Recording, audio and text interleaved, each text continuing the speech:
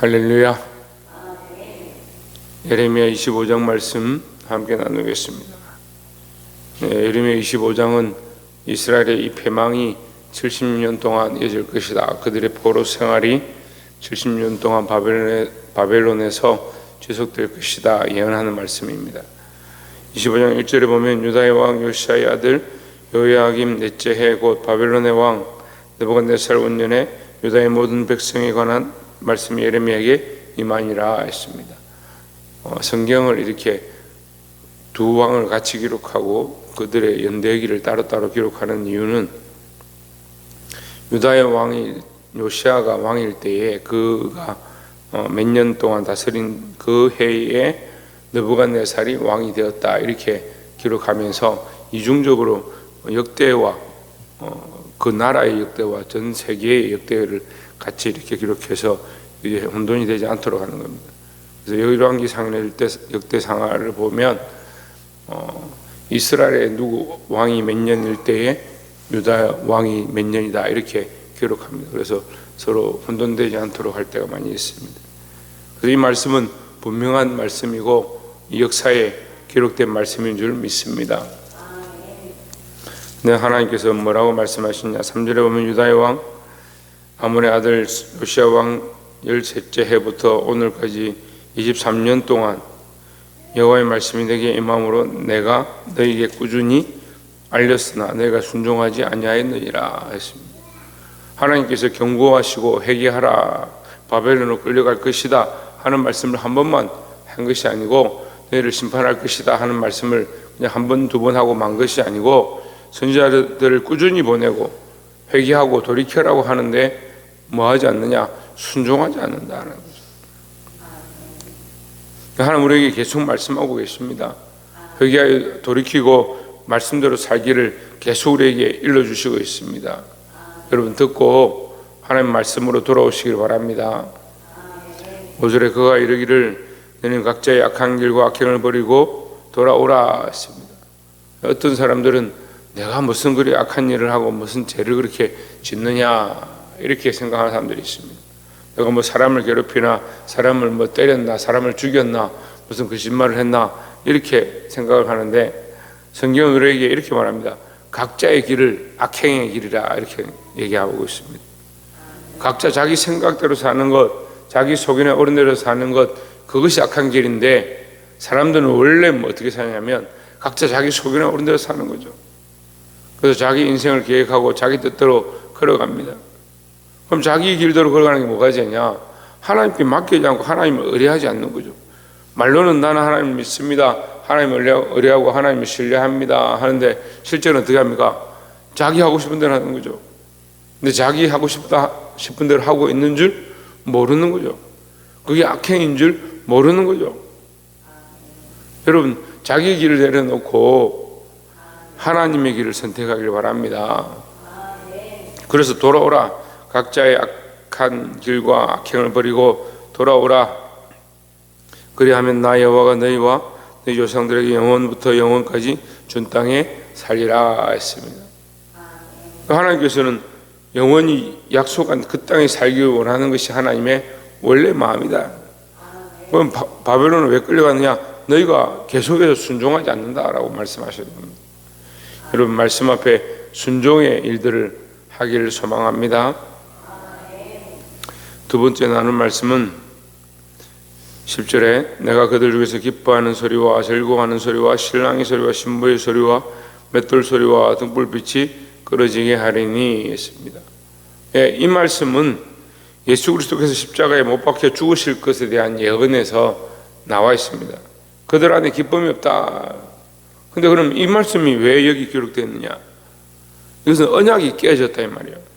하나님과의 관계 안에 하나님과 교제하는 그 기쁨이 깨어져 버린 것은 신랑의 소리와 신부의 소리가 없는 잔치 소리가 없는 기쁨이 사라져 있는 다시 말하면 이스라엘 백성들 가운데 가장 큰 기쁨이 뭐냐?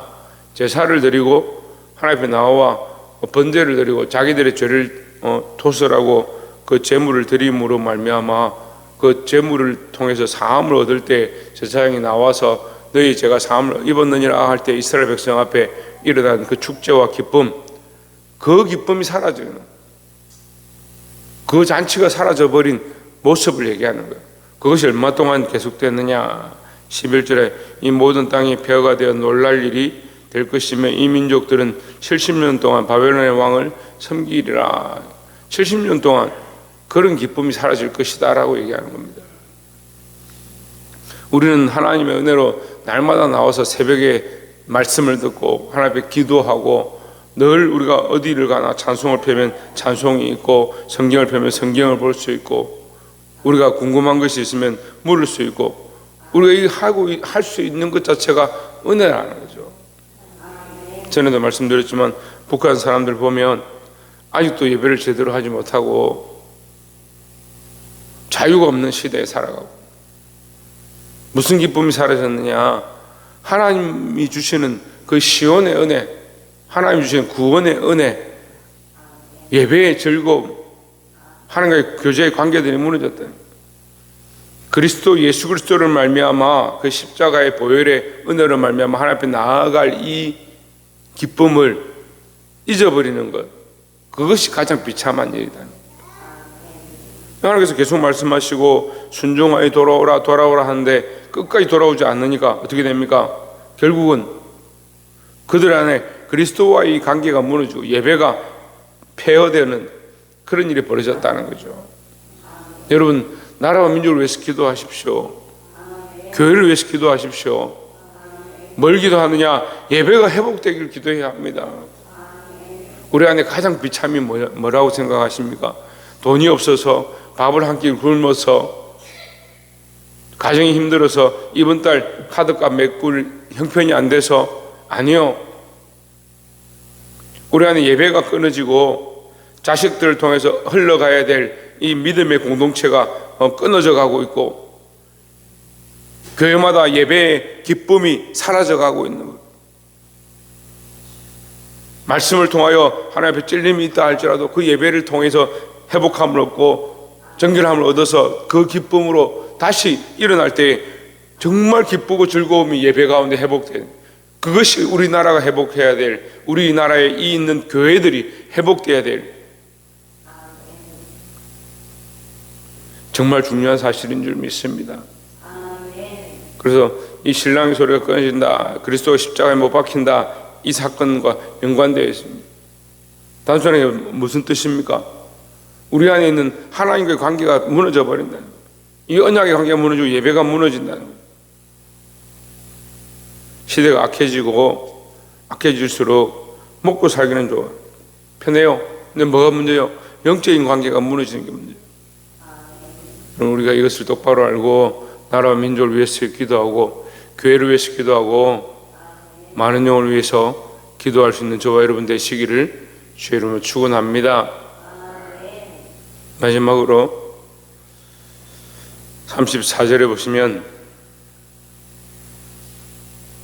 너희 목자들아 외쳐 애곡하라. 34절에 너희 양떼와 인도자들아 잿더미에서 뒹굴라. 이는 너희가 당할 날과 흩음을 당할 기한이 찼음인즉 너희가 귀한 그릇이 떨어짐같이 될 것이라 했습니다. 예, 우리 여자분들은 잘 아시겠지만 집에 이 그릇을, 귀한 것을 주로 위에 올려놓죠. 예, 그냥 흔히 쓰는 거는 가까운 데 놔둡니다.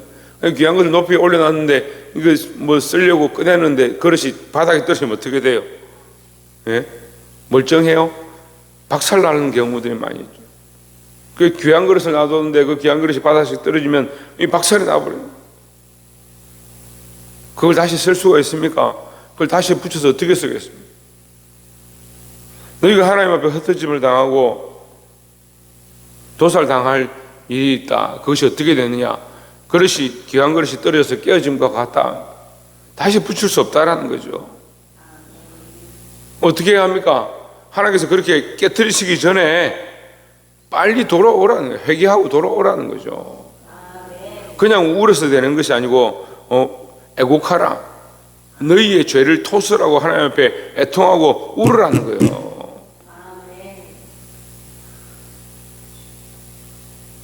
교회가 무너져 가는데, 예배가 무너져 가는데 나는 아무 잘못이 없고 나와 아무 상관이 없다. 그럼 누가 해결해야 되냐?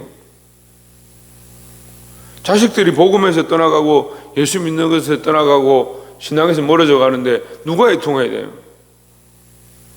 이거 목사님이 애통해야 되죠. 저 목사님은 애통하고 있습니다. 그럼 자기 각자가 애통해야 되죠. 내가 믿음에서 멀어져 가고 내가 하나님과의 관계가 무너져 가면 누가 울어야 되냐? 내가 울어야 되는 거죠. 근데 그런 찔림이 없고 그런 회개가 없고 그런 애곡함이 없으면 어떻게 하냐고. 귀한 그릇이 깨어지는 것과 똑같다는 거예요. 그릇은 귀한데 사람들은 다 존귀해요.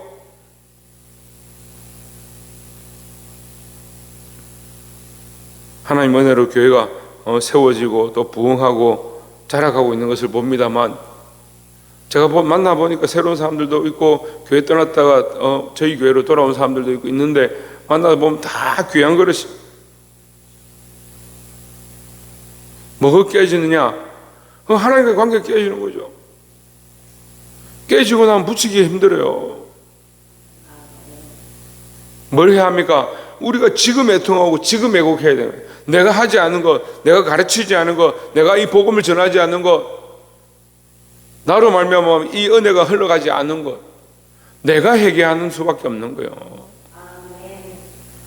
35절에 목자들은 도망할 수 없겠고 양떼의 인도자들은 도주할 수 없으리로다 했습니다.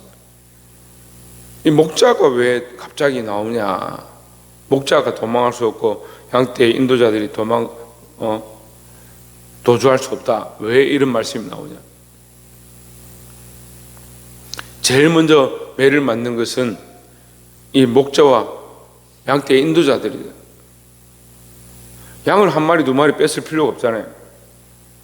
이 중동지방에 그런 일이 많죠. 목동들이 양떼를 치고 있는데 자기들이 저 양떼를 뺏고 싶으면 그 목자를 죽이는 거예요. 그 목동들이 도망가 버리죠. 도망가 버리면 어떻게 해요? 그 양떼 전체를 다 자기들이 차지해 버려요.